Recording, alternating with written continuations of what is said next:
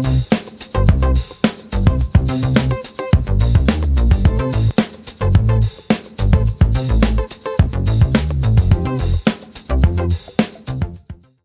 my name's Ellie. I'm a fourth year studying political economy and environmental studies. I'll hand over to Rowie now. I'm Roisin, but Rowie is fine and mostly what people use. I'm a third year doing an arts degree, majoring in gender studies with a minor in English. And we're on Cake for Honi.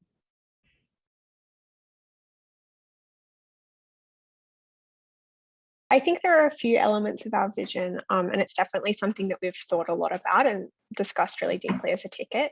I suppose if I had to point to like three things which illustrate that vision, I think the first thing would be really deep and detailed and well-considered news coverage. We're looking into things like data journalism, incorporating like a lot of STEM perspectives and methodologies into that news coverage, having really solid coverage of the federal election next year, even going down to Canberra, conducting interviews, conducting election night coverage. And also, of course, having solid coverage of the university, whether that be investigations into the way it's being managed, whether it be just holding management to account and reporting on the ways in which our education is unfortunately sometimes under threat. I think the second part of our vision that's super important is really solid arts coverage. We've got a number of people on the ticket with years of experience in the performing arts community on campus. We want to make sure that our coverage is uplifting, that it platforms arts perspectives at the University of Sydney, and that it helps to incorporate more and more people into that community.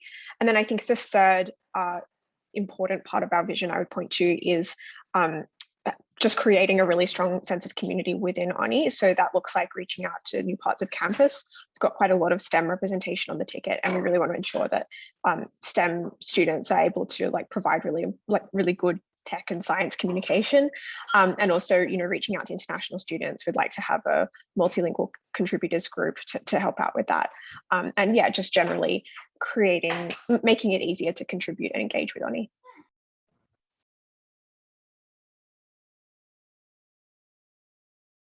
I think what makes us different is I think there's a big difference between running a paper that has the words progressive and left wing on the front of it, and running a paper that actually is progressive and left wing. And it is a pattern that we've seen a few times with Honi, where tickets will describe themselves as progressive and left wing in their personal politics, but present no plan to translate that in a sort of journalistic sense and through the newspaper. How we want to do that is, you know, we see radical and progressive and left-wing values sort of translated into Honi Soit by doing news coverage in a way that radically stacks the paper in favour of students and of, you know, points of views and perspectives that sort of benefit students the most, which means having a much more critical lens on management, fighting really hard through the paper to stop the cuts to slam, and, you know, there's, you know, a very big community of people in theatre and performance studies who I imagine have a big desire for that as well. Yeah, I think being left-wing in the paper to us means not being afraid to say, yes, management and the government are actually biased against students and they are very right-wing. Therefore, we have to take a view that radically favours students to counter that. It doesn't mean, you know, being politically neutral.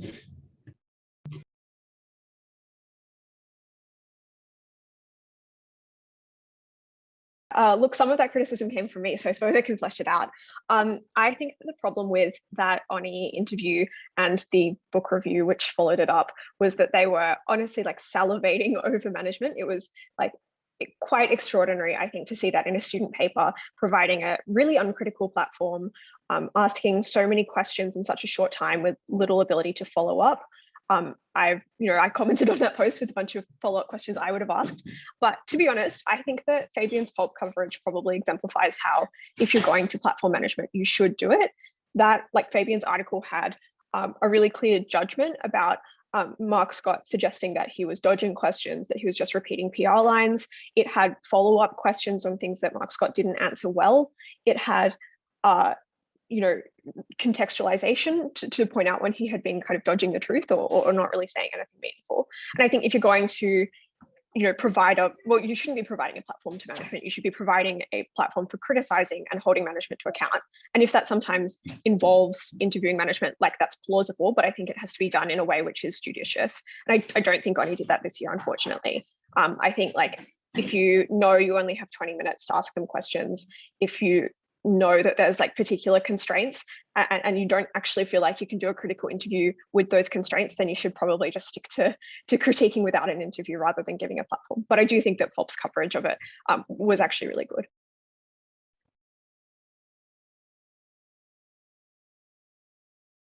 I plan to continue on his gossip column, but in a very, very different way. We want to use the gossip column for what we think it should be intended for, which is, in the first instance, punching up, not down. Not sexualizing students in a really gross way, not picking at students in such sort of a personal and vicious way, and actually using the gossip column to hold people to account in, I suppose it's a weird way of describing what we want to do, but when student politicians are abusing their stipend, doing whatever, and that might need to go in the gossip column, we can do that in a way that criticizes what they're doing from the level of how they're using their power, not by calling them, weird sexual names that relate to the size of their genitals. Like, that just does not need to happen. So yeah, definitely at the core of it, use gossip to punch up, not down.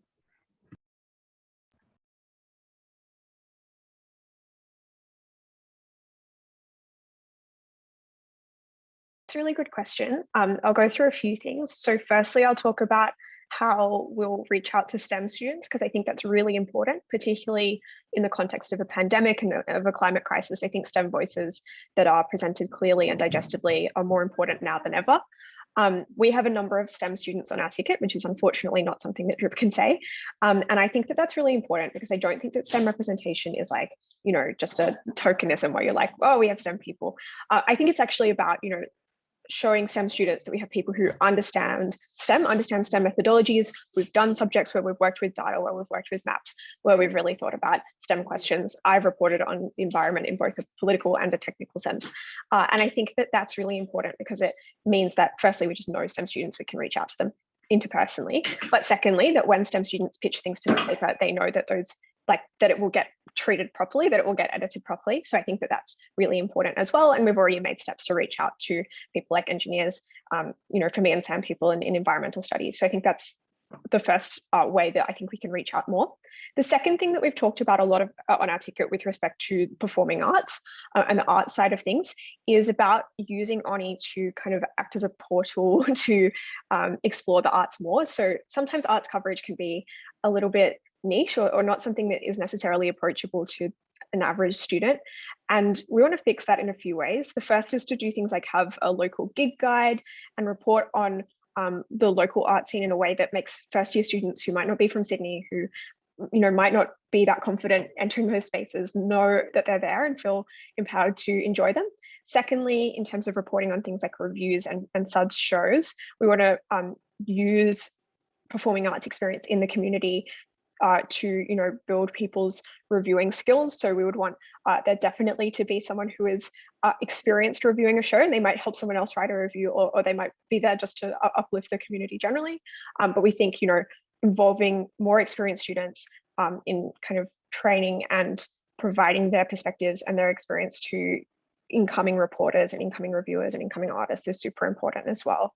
And then I think the final thing I'd say with respect to just expanding readership is I think that it's probably something that needs to happen not just in O Week, but throughout the whole year. And that looks like, forming connections with clubs and societies. It looks like a digital overhaul that I'm sure Rasheen would be happy to talk about more. But I think basically throughout the whole year, we would be wanting to really push the envelope and make sure that Honi is something which is really clear about its students' perspectives and really reaching out to students across campus.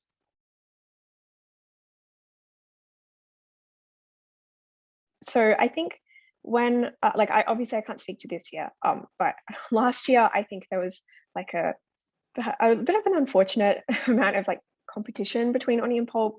I can't say I enjoyed it. And I think that that's quite strange, because student media is there for the same purpose, which is to, keep students up to date on what's happening in their campus, to hold the university and the government to account, to platform student voices, and to give people a form of self-expression. And so it doesn't really make any sense that they would need to compete. That's not to say that there can't be critique of each other. Like I think that there's probably a role for that, but certainly like my attitude as an editor of Honi, and this is something that I've held quite strongly since last year, is that I think that there should probably be more collaboration between Pulp and Honi. Like I think there should be a group chat where we can just, almost coordinate coverage, like, let each other know about what's going on and things like that. But also just, I guess, as a more foundational thing that, it's not a competition. There's probably no need in your A-week edition to complain that Pulp editors whose contracts haven't even started haven't done any reporting yet. It's, things like that are just not really necessary, and I would have no interest in doing them. And I think the fact that we have two well, I guess Fabian's current, but will be ex next year, Pulp editors on the team probably means that attitude would be quite endemic to the ticket.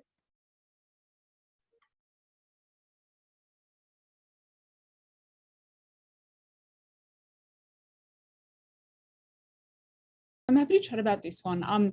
Look, TikTok is one in a sweep of things that come as a part of us really wanting to sort of, totally rebuild Honi's social media strategy. TikTok is a part of a few things that we're like a big part of Honi's social media strategy next year, if we get to edit, will be short form video content, because we know that that's a big way that social media is going at the moment. So it will be, short form news wrap ups at the end of the week, which if you think, we've been doing the budget that week, then it'll be, 30 ways that the budget fucked over students, and sort of that little like 30-40 second news wrap ups, but also have them for, SRC meetings, USU meetings, also like performing arts and campus events and that sort of thing. Just really like accessible little grabs. And we'll have that for TikTok, but also we want to use those as transferable for Instagram Reels and all that sort of thing. And yeah, it sort of comes as a part of our general strategy, which is have social media content that is specifically targeted at what students actually do on social media and how they consume media. So yeah.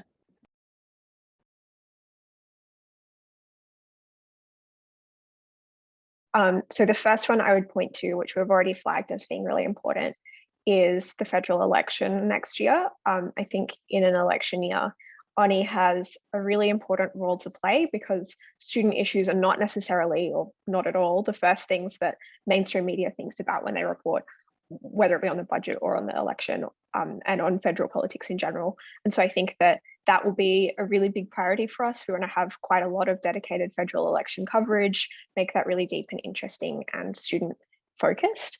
And then I think the second thing that I would point to as being really important to cover next year would be just university management and university politics. I think that we've seen accelerating attacks on student life, whether it be cuts to staff, whether it be chronic underpayment of staff, whether it be cutting whole subjects, whether it be just like endemic kind of casualization and the erosion of like a proper and interesting and valuable education.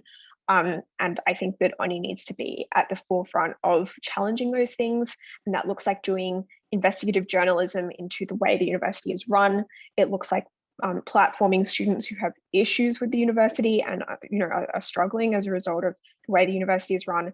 But I think that there isn't, again, mainstream media doesn't have the incentives to report on this stuff. And so that's where campus media is super, super important in, holding a light to these issues that are really meaningful in students' lives.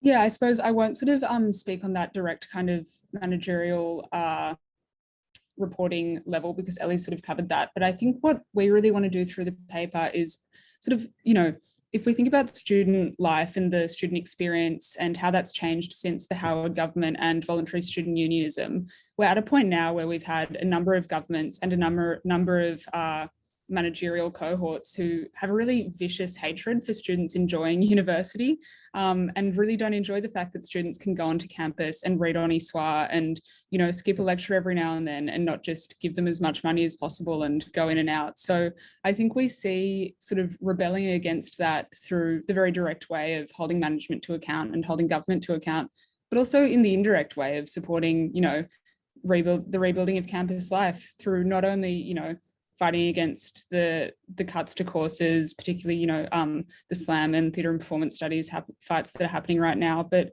we also see rebelling against that through having parties and inviting people to get involved in the paper outside of class time, and uplifting the arts on campus and encouraging people to do shows and go and see reviews. And it all of that draws back into our STEM reporting and, students using their brains to do things that aren't profiting the university, I guess, is probably one of the most important things for our editorial team.